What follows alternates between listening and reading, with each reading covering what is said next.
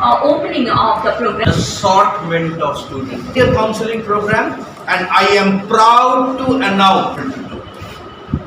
Feel proud of your school with their heads stuck. आप देख रहे हैं द लोकल जर्नलिस्ट। गुज़िश्ता शनिवार तोपसिया रायचरण घोष लेन पर स्थित द क्रिसेंट स्कूल की जानिब से अपने क्लास 11, क्लास 12 के स्टूडेंट्स के लिए करियर काउंसलिंग सेशन का एहतमाम किया गया, जहां अलग अलग फील्ड से ताल्लुक़ रखने वाले हिंदुस्तान के मशहूर और मारूफ शख्सियतों ने शिरकत की, जिनमें मौजूद थे CACS शेख मोहम्मद आसिफ अली साहब, ज्योतिर्मय नाग जी कॉर्पोरेट लॉयर, जावेद आलम साहब BTech MBA, शेख अम्मार साहब ISIR स्कॉलर और दीगर हजरात। इस मौके पर स्कूल के सेक्रेटरी जनाब शमशेर आलम साहब और स्कूल के प्रिंसिपल जनाब मयूक बैनर्जी जी ने भी बच्चों को अच्छी तरह से उनके करियर से मुतालिक चीज़ें समझाई। हमारी टीम ने जब इनसे बातें की तो इन्होंने बताया कि आम तौर पर बच्चे अपने हायर सेकेंडरी ग्रेजुएशन करने के बाद भी अपने करियर को लेकर काफ़ी परेशान रहते हैं। उन्हें कोई गाइड करने वाला नहीं होता जो उन्हें सही दिशा दिखा पाए, और ये एक बड़ी वजह बनती है कि बच्चे हायर सेकेंडरी और ग्रेजुएशन के बाद भी दिशाहीन होकर कुछ भी कामों में लग जाते हैं, जो कि उनके करियर को आगे चलकर काफ़ी डैमेज करती है। हमारे स्कूल की पूरी कोशिश रहती है कि हम अपने बच्चों को उनके स्ट्रेंथ के मुताबिक सही गाइडेंस दे सकें, ताकि वो अपने आने वाले वक्त में इस कॉम्पिटिटिव दुनिया में ऊंचा से ऊंचा मकाम हासिल करें। और क्या कुछ कहना है इस करियर काउंसलिंग प्रोग्राम में आए तमाम गेस्ट और स्कूल के मैनेजमेंट का, आगे वीडियो में देखें पूरी रिपोर्ट।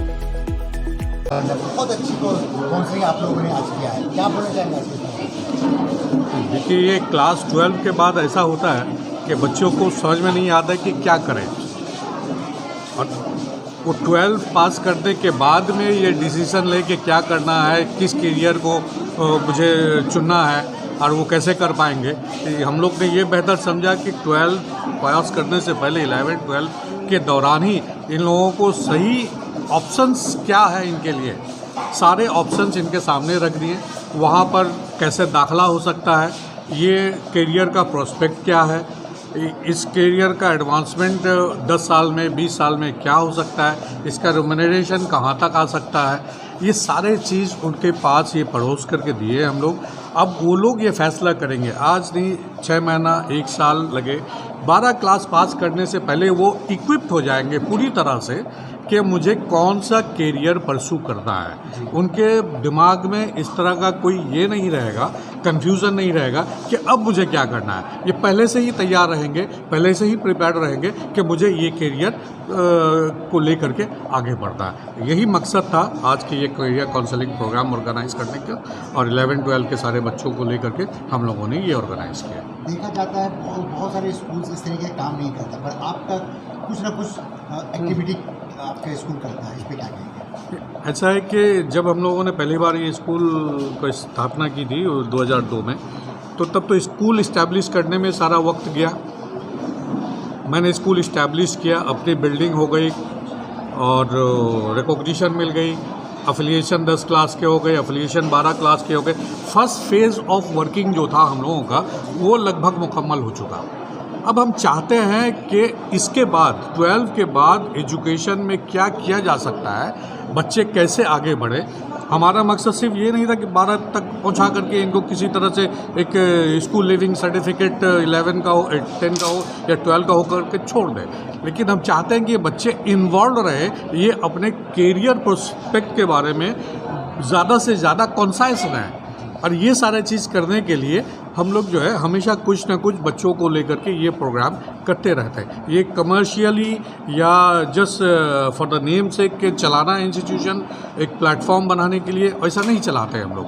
हम चाहते हैं कि बच्चों को सही तरह से सिर्फ एजुकेशन में नहीं, सारे चीज़ में इक्विप किया जा सके, ताकि वो कल के एक जिम्मेदार नागरिक बन सके और अपने करियर में भी आगे बढ़ सके। साहब, कितने सालों से ये करियर काउंसलिंग आप लोग के स्कूल में चालू हुआ है? ये करियर काउंसलिंग हम लोग जब से क्लास 12 का एफिलिएशन हुआ हम लोगों का करीब 3 साल पहले, तब से ये हम लोगों ने शुरू किया। ये करियर काउंसलिंग का प्रोग्राम जो हायर सेकेंडरी एफिलिएशन मिलने के बाद से ही हम लोग ये सिलसिला चालू किया। 3 घंटे के प्रोग्राम में कॉर्पोरेट लॉयर्स हैं और CA है जी, उसके बाद जो है Quantitative science costing है, और मैनेजमेंट है, हाँ। और एक सर ने भी वहाँ पर जो बहुत अच्छी बात है। आपने जी। क्या मैसेज देना चाहते हैं सर, ताकि दूसरे स्कूल वाले भी इस तरह का कैरियर काउंसलिंग का अप्रोचमेंट करें अपने स्कूलों में?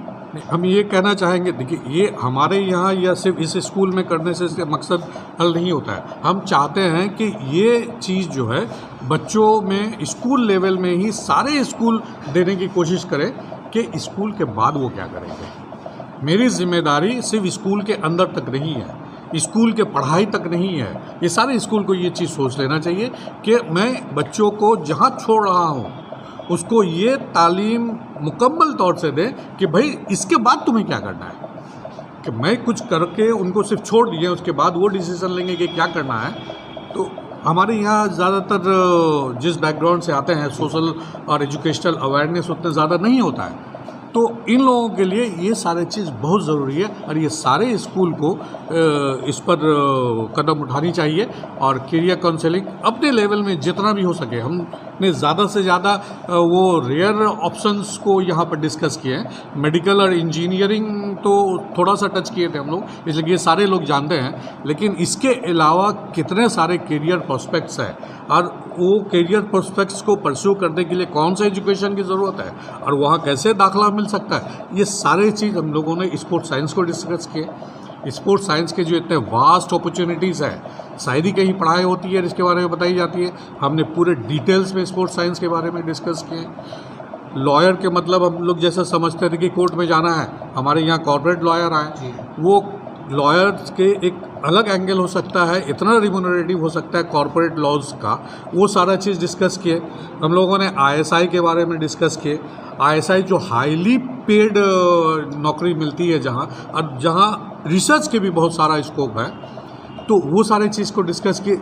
ऐसा कोर्सेस हम लोगों ने डिस्कस किए हैं जो नॉर्मली लोगों को मालूम नहीं होता है, बच्चों को कम मालूमात रहती है जिसके बारे में, वो सारे चीज़ हम लोगों ने यहाँ पर एक्सप्लेन करने की कोशिश की है बच्चों को। नेक्स्ट प्रोग्राम कब होगा इसके बाद काउंसलिंग? नहीं, कैरियर काउंसलिंग का प्रोग्राम ये एक हुआ। अब नए अपॉर्चुनिटीज़ कुछ आते हैं, कुछ चेंजेस आते हैं, कुछ नई चीज़ पता चलता है हम लोगों को, फिर से सर हम लोग तो अपने बच्चे के लिए करते हैं, यहाँ पर बाहर से किसी को नहीं इनवाइट करते हैं। तो हम लोग को फिर कर सकते हैं 3 महीना 6 महीना बाद नई कोई अपॉर्चुनिटीज़ के बारे में पता चलेगी तो वो करेंगे हम लोग। ये सिलसिला जो है हम लोगों का, ये कंटिन्यूअस प्रोसेस है। कोई ये आज के ख़त्म हो गया ये प्रोग्राम और नहीं हो सकता, ऐसा नहीं है। ये कंटिन्यूअस प्रोसेस ऑफ डेवलपमेंट है, अपना सेल्फ एनरिचमेंट है। बच्चे भी एनरिच होते हैं, हम लोग भी एनरिच होते हैं, और ये हमारे यहाँ कंटिन्यूअस चलता रहता है। क्या कहना चाहिए? देखिए, जिम्मेदारी लेना और जिम्मेदारी उठाना, ये दोनों जो हैं हमारे लिए बहुत अहम है। जिम्मेदारी तो हमने इन लोगों को पढ़ाने के लिए है, लेकिन ये जिम्मेदारी निभाना हम सोचते हैं कि तब तक हमारी जिम्मेदारी रहती है जब तक कि ये जो नॉलेज इन्होंने गेन करके गए हैं इसे प्रैक्टिकल फील्ड में ये कैसे इस्तेमाल करें, वहाँ तक। और इसी के लिए ये काउंसलिंग प्रोग्राम है, इसी के लिए हम लगातार बच्चों से ये कहते रहते हैं, बताते रहते हैं कि तुम आगे चल के तुम क्या करोगे, क्या करने से तुम्हारा ठीक रहेगा। ठीक, इनका लेकर दो लोग। और आशिफ, लॉ काफ़ी लुक्रेटिव करियर है, लेकिन बहुत लोगों को पता नहीं रहता है कि ऐसा भी करियर हो सकता है। ज़्यादा लोगों को लगता है कि मतलब लॉयर मतलब क्या, ब्लैक कोट पहन के आप कोर्ट की चेरी करो, आप घूमो। और प्रॉब्लम भी ये है कि जो लोग उस लीगल प्रोफेशन में एंटर करते हैं वहाँ पे सैलरी भी कम रहता है, तो मतलब आप पूरा दिन काम करो फिर पैसे भी ना मिले, तो बहुत लोग को बहुत डिस्करेज हो जाते हैं। तो कॉर्पोरेट लॉ एक दूसरा एक करियर है लॉ के अंदर ही, जहाँ पे हम लोग कंपनीज़ को एडवाइस करते हैं या स्टार्टअप्स को एडवाइस करते हैं। तो इसमें बहुत, और हर एक इंडस्ट्री में हमारा काम आता है। आप फार्मास्यूटिकल हो जाए या आपका कुछ अब लाइफस्टाइल कुछ ब्रांड हो जाए या कोई हॉस्पिटल हो जाए या कुछ रेस्टोरेंट हो जाए, कुछ भी हो जाए, तो सब चीज़ में लॉ का एंगल रहता है। और इसमें भी आप चॉइसेस रहते हैं, आपको जिस एंगल में, जिस फील्ड में जाना है लॉ के साथ, वो भी आप चूज़ कर सकते हो। तो जैसे जैसे क्या बोलना चाहेंगे? यही बोलना चाहूँगा कि दुनिया जैसे बदल रही है तो हमेशा उस हिसाब से बच्चों को अडेप्ट करना चाहिए। तो हमेशा से खुद को अपस्किल करना चाहिए। ऐसा नहीं है कि एक बार पढ़ाई ख़त्म हो गई तो बस और पढ़ना नहीं है, हमेशा पढ़ते रहना चाहिए, हमेशा स्किल्स अपग्रेड करना चाहिए, ताकि जो बदलती हुई दुनिया की जो नई नौकरी है वो तो फिर पुरानी हो जाएगी, फिर नई नौकरी चालू होगी। तो इस तरीके से दुनिया भी जितनी तेज़ी से बढ़ रही है उतनी तेज़ी से हम बच्चों को समझना होगा, सीखना होगा कि ये मतलब सीखना, learning will never stop, you always have to upskill yourself, you always have to. AI आने से तो बहुत सारे चीज़ चेंजेस होगा, क्या लगता है आने वाले फ्यूचर क्या होने वाला है? आने वाले फ्यूचर में तो बहुत सारे नौकरी तो ऑटोमेट तो हो ही जाएगी, ये बात तो है, लेकिन ऐसा नहीं है कि नई नौकरी और नए टाइप के जॉब्स नहीं आएंगे। नए टाइप के जॉब्स हमेशा आएंगे और हमेशा से नया टेक्नोलॉजी जब भी आया है पुराना नौकरी को हटा दिया गया है और नए टाइप के नौकरी लाए गए हैं। जैसे आपको पता है जो 1980s में न्यूयॉर्क में लिफ्ट चलाने के लिए आदमी लगते थे, जैसे ट्रेन चलाने के लिए आदमी लगते थे तो लिफ्ट चलाने के लिए वैसे लीवर खींचने के लिए आदमी लगते थे। अभी हम लोग को बस बटन दबाना होता है। ये कैसे हुआ? ये इलेक्ट्रॉनिक्स इंजीनियर लोग वैसे सर्किट बनाए, है ना। तो एक टाइम पे आया था जब कैलकुलेटर इन्वेंट हुआ था, तब सोचे थे कि सब कॉमर्स वाले लोग का नौकरी चले जाएगा। ऐसा हुआ नहीं, उन लोग को और अलग टाइप का नौकरी मिला। तो ऐसे अभी जितना भी day to day monotonous job जो होता है वो ऑटोमेट हो जाएगा। इंसान को और नए तरीके का और क्रिएटिव जॉब्स करने पड़ेंगे। तो इसके लिए हमेशा से बच्चों को हमेशा से बचपन से ही मतलब स्कूल से ही हमेशा से ये याद रखना है कि अपस्किल हमेशा करना पड़ेगा। मैं यही कहना चाहता हूँ जो मैथमेटिक्स में वीक होना वो कुछ ख़ास बात नहीं है, बहुत लोग ही वीक होता है और मैं भी वीक था, पर मैं टॉप स्कूल में हूँ मैथमेटिक्स के लिए। तो तुम्हारा मार्क्स नहीं डिटरमाइन करता है जो क्या तुम्हारा फ्यूचर है। और ये भी जो सिर्फ लोग सिर्फ डॉक्टर इंजीनियर के बारे में बात करते हैं, पर और भी नौकरी है, और भी ऑप्शंस है। जैसे मैं ही जो ऑप्शन सजेस्ट कर रहा हूँ, मैं जो एकेडेमिया जो रिसर्च वाला ऑप्शन है वो मैं कभी भी नहीं पहले सुना था। बहुत मैं एकदम मेरा अंडर ग्रेजुएट का लास्ट ईयर में मैं सुना था वो चीज़, उसका पहले मुझे पता ही नहीं था ये ऑप्शन।